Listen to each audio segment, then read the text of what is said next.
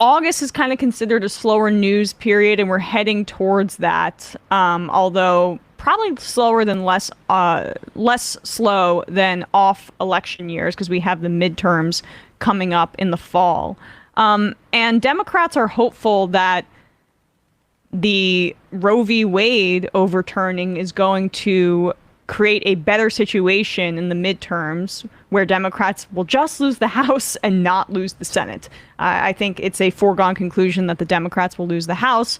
Unfortunately for them, the muddled message coming from the Biden campaign, which is just vote harder for us, and yes, you should vote for Democrats in the fall, in the general election, of course. But for a national audience, I have been open on this program saying, yeah, we do control the Senate, we control the House, we control the presidency, but vote harder so we can codify Roe, even though we could potentially do it right now with a filibuster carve-out. I mean, it is not a straightforward message. But luckily for the Democrats, Republicans are so ghoulish that it creates at least fertile ground for people to be outraged because of the extreme positions of the Republican Party. Republicans have decided to go on the offensive about certain horror stories when it comes to abortion. There's been a story that Biden and other Democrats have been discussing, which is a horrific story of a rape of a 10-year-old who got an abortion. Despite the fact that, there was no real reason to cast doubts on the veracity of this story, right-wingers initially called the story a lie, led by Jim Jordan, who, has some experience in the past denying denying sexual assault. The rape happened in his home state, Ohio, and he was casting doubt upon it in a tweet, then immediately deleted it once the facts were confirmed by local reporting. But mainstream national sources like the Wall Street Journal and Glenn Kessler of the Washington Post were the Pinocchio man himself. Yeah, the fact checker, right? They were casting doubts on the veracity of the story. Kessler contacted authorities to get information on this, sensitive information that, of course, Child Protective Services and the authorities involved are not going to disclose that because it involves a minor, a 10-year-old. And so Kessler did this whole, fact-checking story in the Washington Post about it. Fact-checking for him being the fact-checker, the Pinocchio guy, like, he was complaining that people were calling him out for this article. Do we have this tweet by him?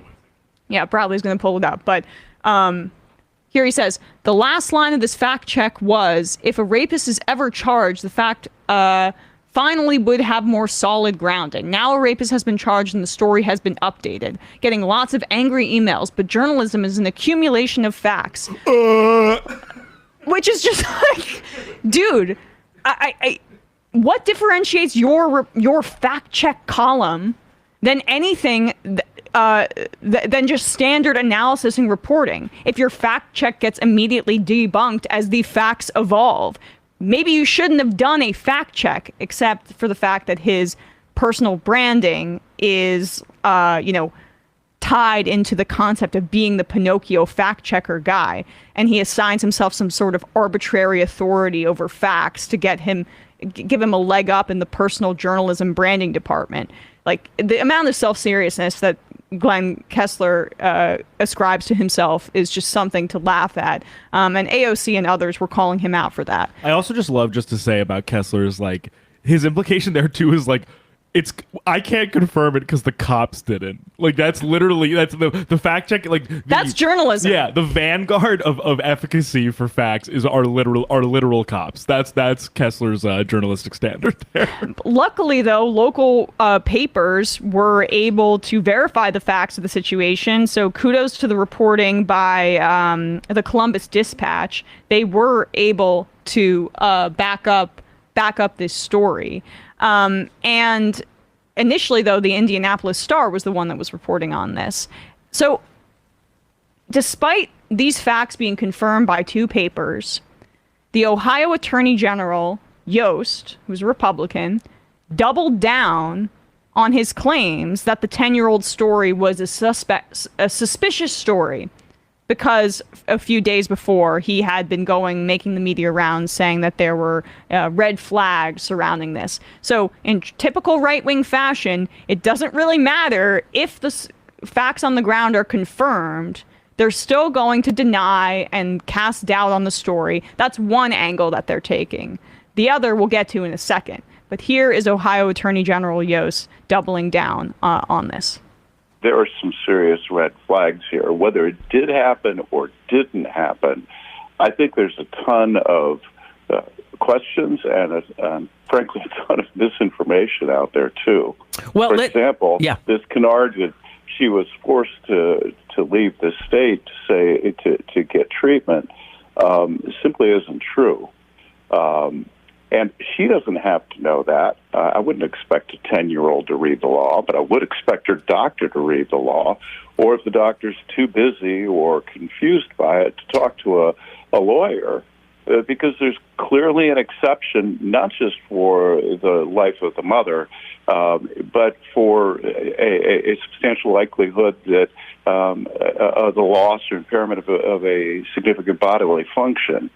There are some serious red flags. Yeah. So they're continuing to deny it.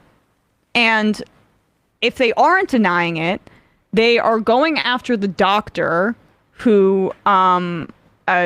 Caitlin Bernard. They've learned nothing from when Bill O'Reilly hammered Tiller the baby killer over and over on his program. And Dr. Tiller was eventually killed because of the propaganda put out by Fox News and other right-wing media outlets. As I mentioned at the start here, they're going on the offensive, and they're trying to make this about dirty illegal immigrants. What's going on, Todd? Jesse, thanks for having me on, but I shouldn't be here, right? I mean, first of all, this is an illegal immigration issue because likely of Biden's lawlessness at the border and everything going on down there. That's why Indiana, as a non-border state, has actually filed several independent lawsuits on that. Then we have the rape, and then we have this abortion activist acting as a doctor with a history of failing to report. So we're gathering the information, we're gathering the evidence as we speak, and we're going to fight this to the end, including looking at her licensure. If she report, and in Indiana, it's a crime to not report, to intentionally not report. So, by the way, they're showing the picture, I believe that is of the doctor there who helped her with this. These are the facts of the case, the Columbus Dispatch. A Columbus man has been charged with impregnating a 10-year-old Ohio girl who's traveled to Indiana to seek an abortion led to an international attention following the Supreme Court's decision to overturn Roe v. Wade and activation of Ohio's abortion law. Gerson Fuentes, 27, whose last known address was an apartment on Columbus's northwest side, was arrested Tuesday after police say he confessed to raping the child on at least 2 occasions. He's since been charged with rape, a felony of the first degree in Ohio.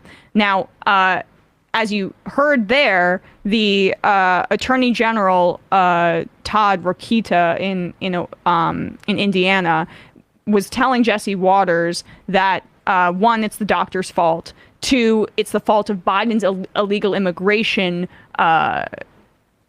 problem, right? That he's not tough enough on the border, which, let me remind everybody here, Biden dragged his feet for months and months and months on getting rid of Title 42, which denied broadly asylum seeking here in the United States and was a Trump-era pandemic policy, which was just really an excuse to continue to crack down on the border and deny asylum seekers in this country.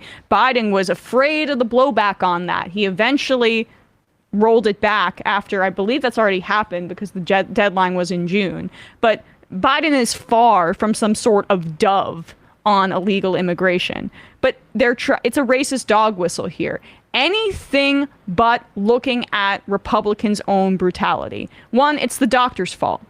No, it's illegal immigration's fault because this guy maybe was undocumented and, he's, of course, some sort of criminal and it's Biden's fault. Or deflect, and pretend that pretend that there are holes in this sort of story. Anything but looking at the consequences of a theocratic Republican Party that has implemented all of these trigger laws throughout the country, which is going to result in horrific stories where a 10-year-old could be sexually assaulted, could be raped, and doesn't have the resources to get an abortion. Or, the horror of the story is so profound that reckoning with it, that trying to square that circle for the GOP is fundamentally impossible, especially because this is supposed to be the party that cares about the children, that it's all about protecting children. All of those QAnon folks that claim that, Hillary Clinton is drinking the blood of babies and they're all sexually assaulting them in mass throughout the United States government in the deep state. Where are you on this? Oh, that doesn't fit within my twisted logic pretzel brain. I've gotta just pretend that this doesn't exist. It's either fake news, it's either, oh well, it doesn't really count because it was a sexual assault by somebody who I have racist feeling towards, or it is the doctor's fault for some reason, so let's plaster her photo all over television as if we haven't learned a lesson before. They are unable to actually sell their brutality, their religious fundamentalism to the broader electorate. And that bears out in polling, but also just think about it for a second.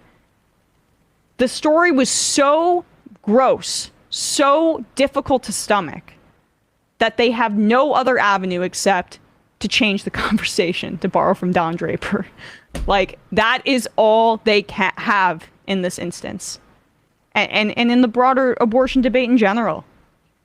And Tom Skaka said this on Twitter, but it's true even in regards to Kessler, because it's the other way. On the other end of it is, like, it doesn't matter whether Kessler or whatever reporter doesn't want the grisly details of this to be true. This is what the law is designed to do, and therefore it's happening. Yeah. Like whether it's too upsetting or facts don't care about your feelings. That is exactly right here. Like, that is, because that's like as shocking as it might be to someone's sensibilities, like Glenn Kessler. That doesn't mean that essentially no exceptions abortion law confers that there are no exceptions for an abortion.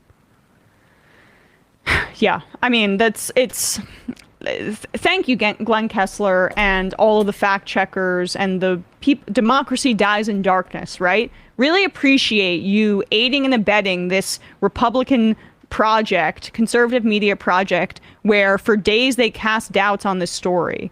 I mean, like, that's what they did there. They pretend like they're fighters for facts, but in reality, the muddling of the true horror of this story and parsing the little details, it aids and abets the religious fundamentalism and the cruelty that the Republican Party is implementing. You have to be clear about this, or why else are you in journalism?